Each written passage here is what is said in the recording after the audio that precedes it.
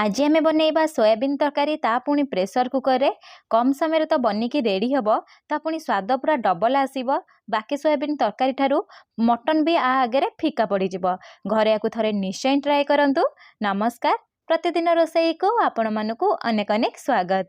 आपण मानकु अनुरोध रहिला जदि चैनल ले नुआ अछंती किंबा चैनल को सब्सक्राइब करनांती प्लीज गोटे सब्सक्राइब करनेबे।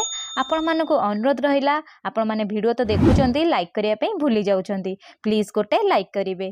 सोयाबीन तरकारी बनया पई प्रथमे गोटे कड़ाई रे किछि पानी गरम करि नेइची। एठी मु 1.5 कप सोयाबीन नेइची मीडियम साइज वाला। आपण चाहिले आठरु बड़ मध्ये नै परिबे। क्वांटिटी आपण के हिसाब रे कम बेसी करि परिबे। एठी हमें कोन करिया ना स्वाद अनुसार लुण दबा।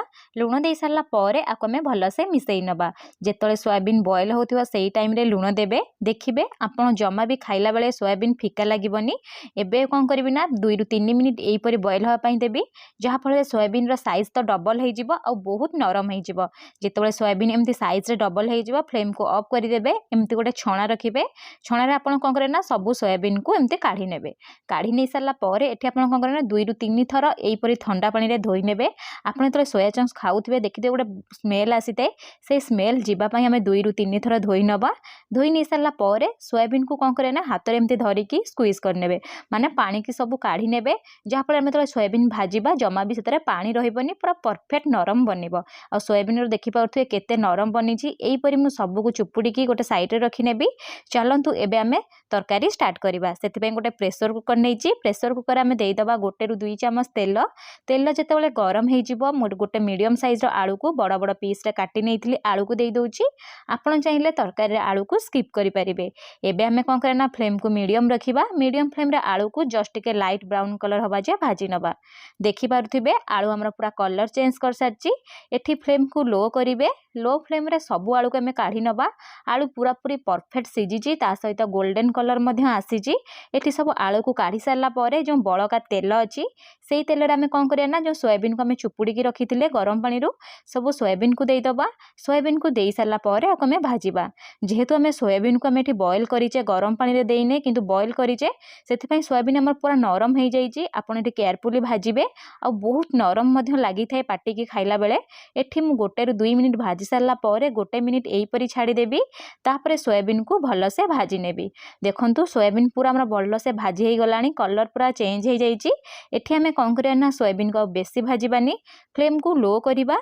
लो फ्लेम रे सोयाबीन को मध्य काढ़ी गोटे प्लेट रे रखी नबा। एबे चलंतु सोयाबीन तरकारी पई गोटे मसला बनै नबा। सेही प्रेशर कुकर रे मु देई दोउची 2 चमच सोरिष तेल।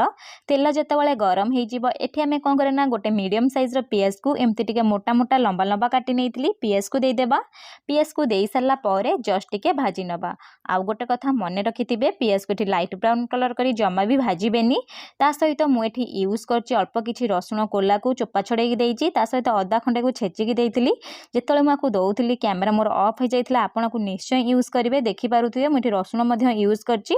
सब जिंस को एमती टिके भाजी सारला परे तापरे फ्लेम को हमें लो करि दबा। लो फ्लेम रे किछि बेसिक गुंड मसला यूज करिबा।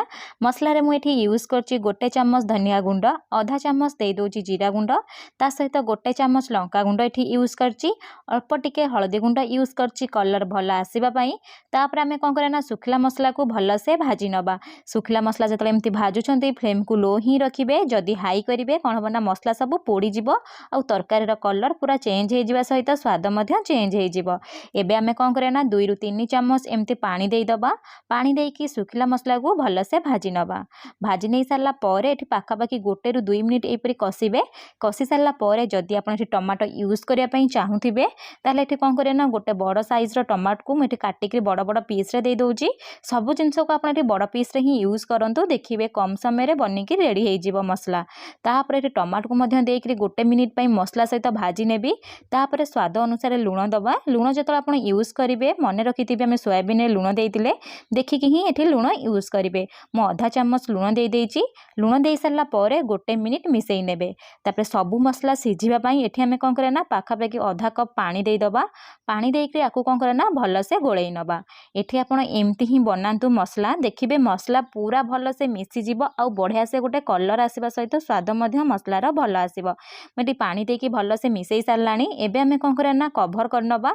कभर करिकी हुइसिल लगेदबा। हुइसिल लगे फ्लेम को ये लो टू मीडियम रखा। लो टू मीडियम फ्लेम रे पाखापाखि 3टी हुइसिल आसे जाए छाड़ा। बेसी हुइसिल देवेनी 3टी हुइसिल पूरा बनिकी रेडी हो। ये देखिपे हुइसिल आमर आसी सारा। मुझे कौन करी ना फ्लेम को ऑफ करके ठंडा करने प्रेशर कुकर छाड़ी देइथिली। ठंडा हो सारा पर आपको काढ़ी देखा कभर देखिपे सबू मसला किंतु गोटा गोटा अच्छे। आप चामच लगे ना मसला पूरा भल से मिसीज। मुझे कौन करी ना गोटे चामच साहाଯ୍य सबू मसला को एमती पूरा मिसई नेबी जहाँफल गोटे बढ़िया से मसला बनिकी रेडी हो। आप देखिपे केते सहजरे आमर मसला पूरा बनिकी रेडी हो सारा। एबे आमे कौन करें ना मसला को 1 ରୁ 2 मिनिट यहीपरी भल से कषिबा जहाँफल मसलार जो तेल ना तेल पूरा ऊपर आसो। गोटे परफेक्ट मसला बनिकी रेडी हम। देखिपे मुझे 1 ରୁ 2 मिनिट यहीपरी चामच भल से मिसई नेबी। मिसई सारा पर एठी आमे कौन करिया ना लास्ट को आमे यूज करबा जो भाजिके आलू रखिथिले आलू को मध्य देइदबा। ता सहित जो सोयाबीन को आमे पानी चुपुड़िके भाजिके रखिथिले सबू सोयाबीन को एठी देइदबा। सोयाबीन को देई सारा पर आकु पाखापाखि 1 ରୁ 2 मिनिट एमती कषिबा। जदि आपण आलू भाजी नथिबे एठी आपण कौन करिवे ना जो मसला अच्छी मसला सहित आलू को देइकरी मध्य भल से कषि नेबे। कषि सारा पर सोयाबीन और आलू को गोटे हुइसिल मध्य लगेई परिबे। जेहेतु मु आगुरे एठी आलू को भाजी नेइथिली सेथिबे कौन करूची ना अल्प किछि खाली पानी देई दोउची।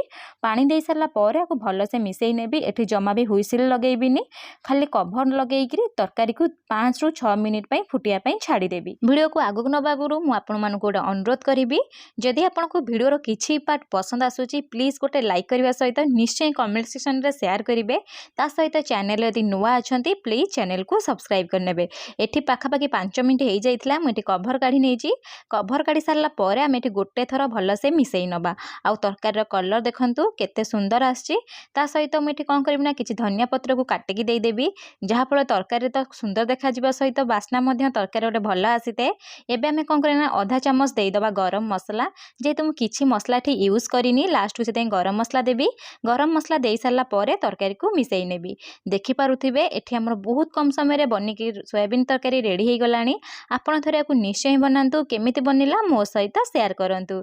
जदि चैनल नुआ अछंती प्लीज चैनल को सब्सक्राइब करनेबे। धन्यवाद।